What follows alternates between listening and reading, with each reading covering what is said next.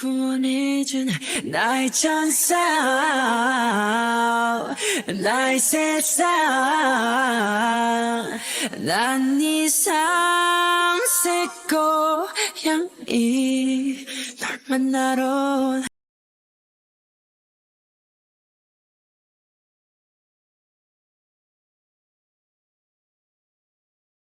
You could have told me you can't. Why, instead, her voice was slow, breaking even before the words reached the space between them. She looked up at Jimin, who stood in front of her, his head lowered, his shoulders heavy, almost shrinking away from her gaze.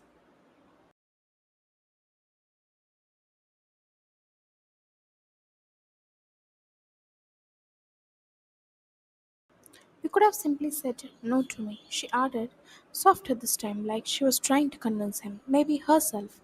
It wouldn't have been a big fuss, but you said yes instead. Her chest ached. Each word felt heavier than the last, falling into the silence that separated them. Her eyes were already shining, the edge of tears pressing against her lashes. But God only knew how she managed to hold them back. She willed herself to remain steady, to not collapse into sobs.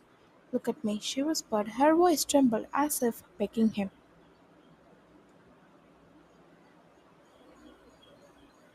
But Chiman did not lift his eyes.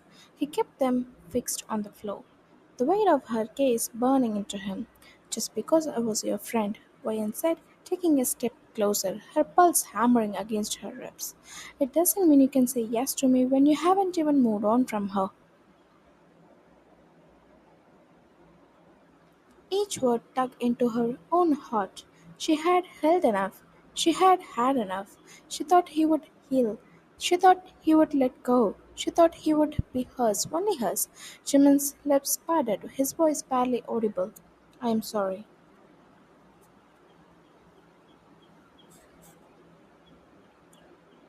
The words cracked, as if even they were too heavy to carry.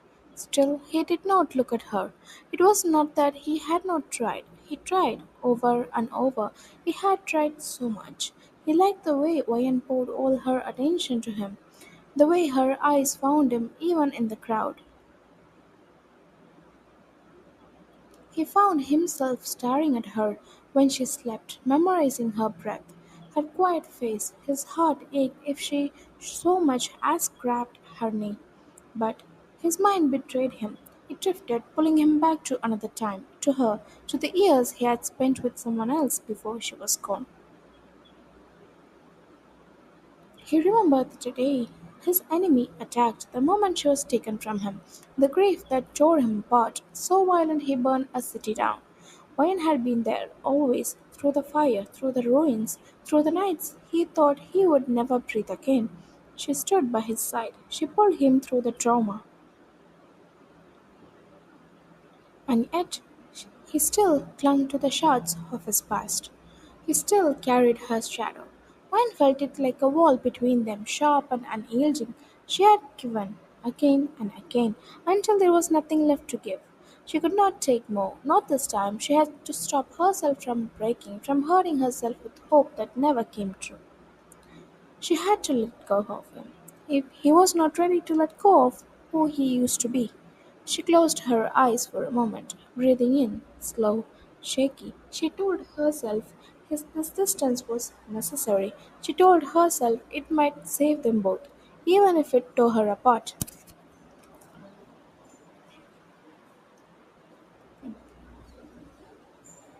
I hope you get over her and move on, Wayan said, her eyes not leaving his face.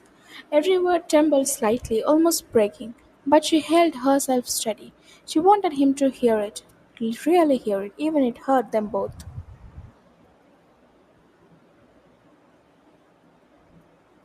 Goodbye, Jimin, she said, her voice soft, almost a whisper.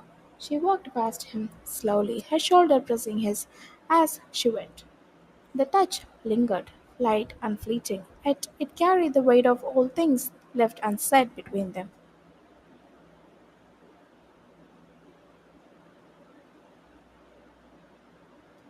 Jimin stayed, looking down. His tears fell slowly, one by one, tracing silent paths down his cheeks. He did not cry loudly, not because of what she said, but because he could not voice the truth. He was terrified of facing this day, the day she finally walked out of his life.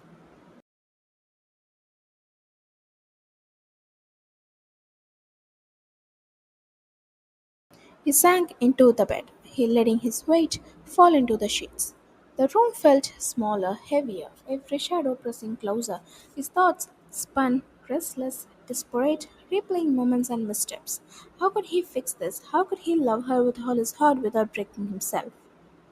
Every memory of her flashed through him, the way she looked at him when she trusted him, the small gestures that made him feel alive.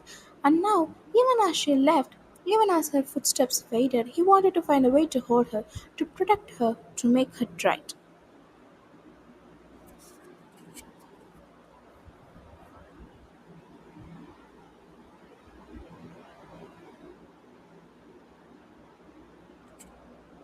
Wayan was sitting in a cafe, trying to warm her heart with hot caffeine. She had had lots of caffeine all this week. With or without caffeine, sleep never touched her eyes. She blamed it on the caffeine.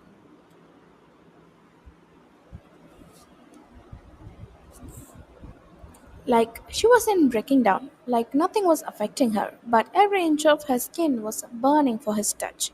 She was going insane. The only thing that kept her going was this drink, the warmth sliding down her throat, holding her together for just a little while.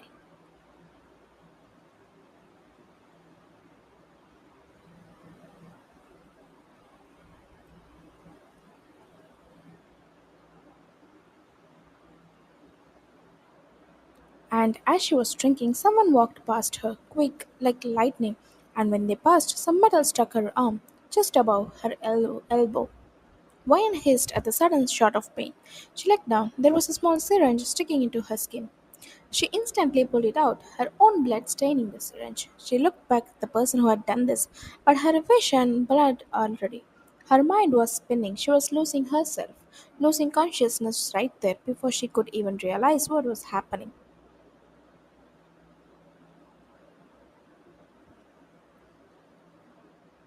She collapsed onto the floor. The sound of her body hitting the ground drew everyone's attention.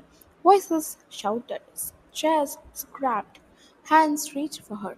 But she didn't see them, didn't hear them. She only felt the dizzying pull, the sudden weight of the world tipping away.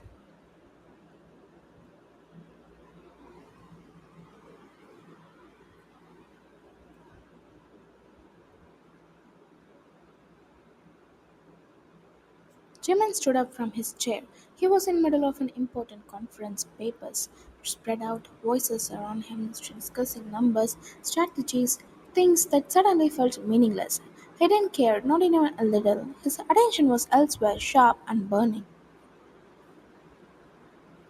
He shouted at his men, "What were you doing?" instead of protecting her. His voice was loud, cutting through the room, leaving no space for excuses. Jimin's men had always been around Wayan, guarding her wherever she was, though she had no idea what.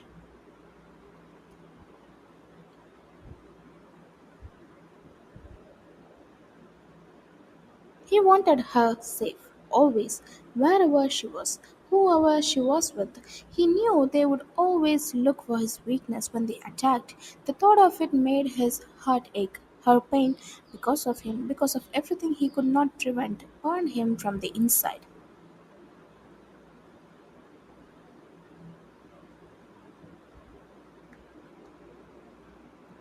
He was already moving out, legs fast, every step urgent, his eyes sharp, something calculating, furious at his mind, his throat crushed, hungry and desperate, and his heart was already hunting in tandem with hers, imagining the terror she was feeling right now.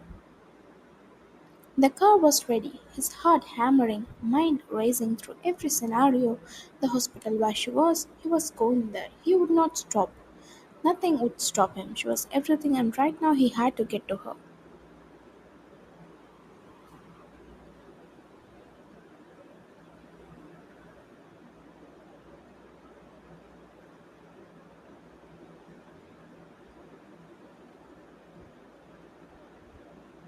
Jimin was waiting outside. He didn't care about the eyes on him, the whispers, the cautious stares.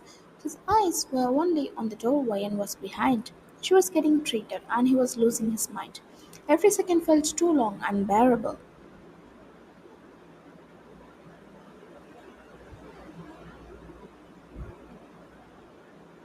How long had she been there? Would she be okay? Questions spun in his head like a storm he couldn't calm. His prayers were simple, singular, desperate. Why I needed to be alive, needed to be healthy. That was all that mattered, nothing else.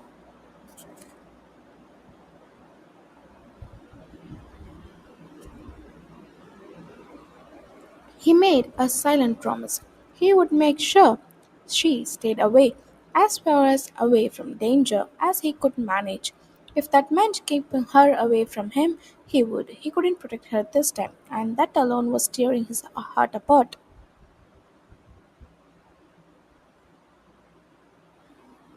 His mistake has repeated itself, and he swore silently he would go to any extent if he had lost her again. He could not bear another loss. No, not YM. Never. He would not survive it. Not this time.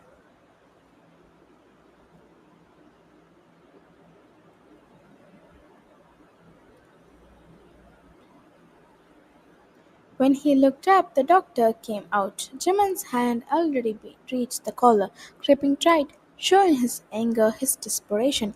The poor doctor flinched under the force of it. Jimin realized what he was doing and let go, chest heaving, fury and fear tangled. "How is she?" he asked, voice tight, raw. The doctor swallowed hard, almost choking. She was injected with a strong sedative and a paralytic. It was touch and go for a while, but thanks to timely intervention, she is stable now. She is out of danger and recovering, though it will take a few days for her to fully regain strength, the doctor said.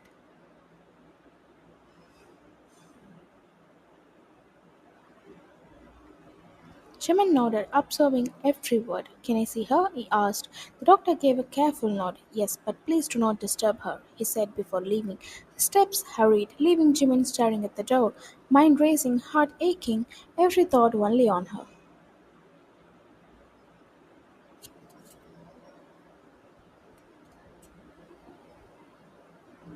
Jimin went inside and froze for a moment. Wayne was there, lying still, unconscious, oxygen mask on her face, monitor beeping steadily. Tubes and machines surrounding her. Everything was terrifying him. The sight made his chest tighten, like he couldn't breathe, like the air itself was heavier.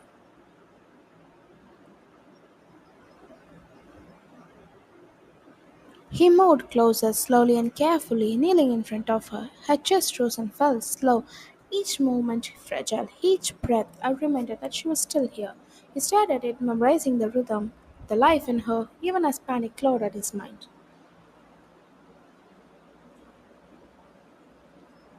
Then he turned to her side profile.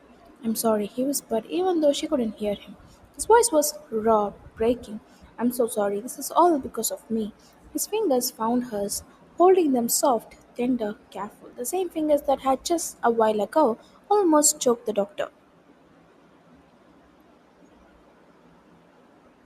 "Please wake up soon," he murmured. His eyes didn't leave her face. He ached to see her wake up again. He ached to hear her voice again. He could not lose her. He could not lose the only important person in his life.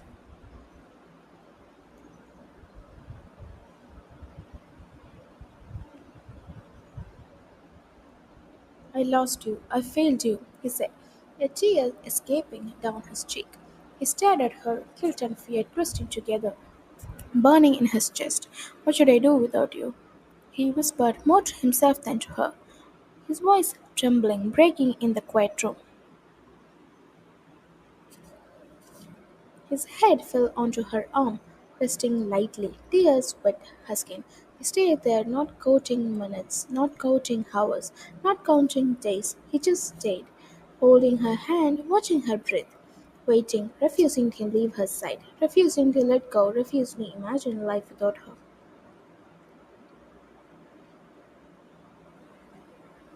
When Mayan finally opened her eyes, she was alone in the room. Her parents were in there, her friends were in there, not even Jimin. She sighed softly. the weight of loneliness creeping into her chest. Her mind blank. Was she not important to anyone? She asked herself.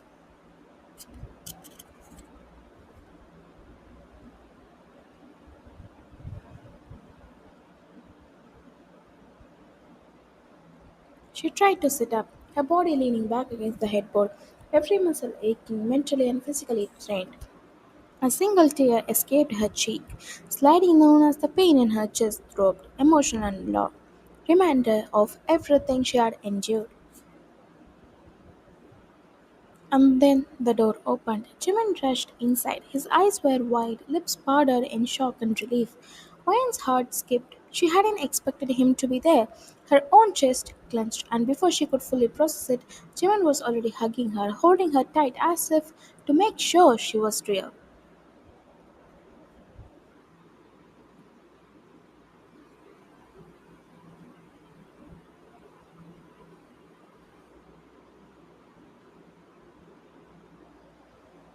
"You're fine," he whispered, burying his face on her neck. "You're all right, Ryan," he murmured, more to himself than to her. "You're fine," he repeated, voice trembling, before he finally pulled back to look at her face. Ryan was flabbergasted.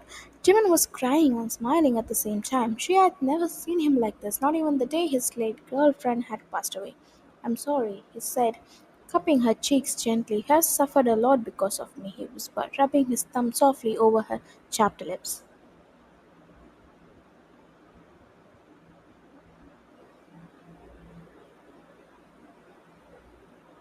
"Ryan, I'll have to move you somewhere else, somewhere far away from me," he said, voice breaking. Ryan squinted, looking up at her teary eyes, trying to understand. "You'll be safe here, I promise," he added, not wiping his own tears as he looked at her.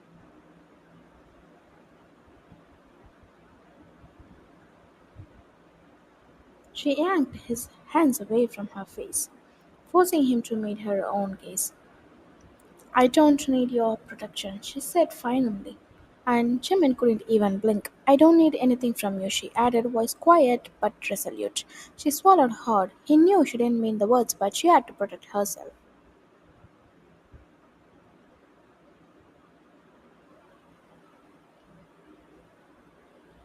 "Ryan," he whispered, reaching to touch her again, but recoiled unsure. She wanted to touch, but she turned away. "I'm sorry," he murmured, and Ryan didn't look at him again. "Please take care wherever you are," he said softly before standing up, giving her the space she demanded.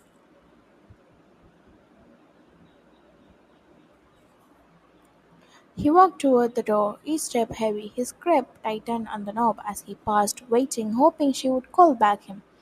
But all he received was silence. He held back his tears, wiping his cheeks, put on a mask, and left her behind.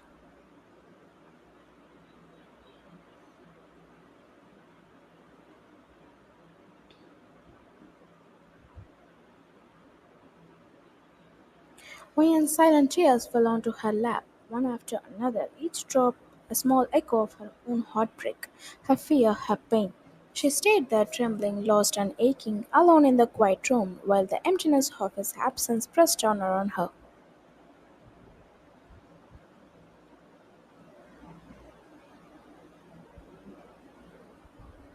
Jimin could call it the worst days of his life. He was there, living, barely living, just breathing.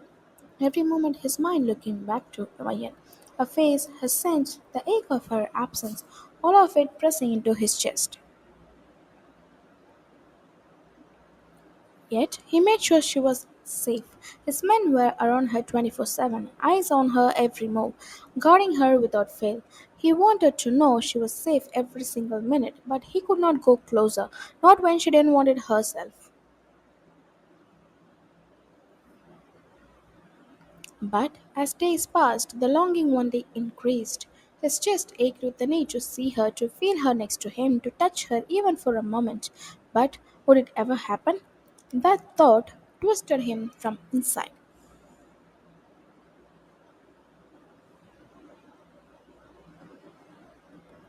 He hugged a pillow tight to his chest, imagining it was her instead. Anyone outside his room would have never guessed the world to fear him, yet here he was, breaking inside, longing for a single glance, a single touch from the girl who had captured his heart.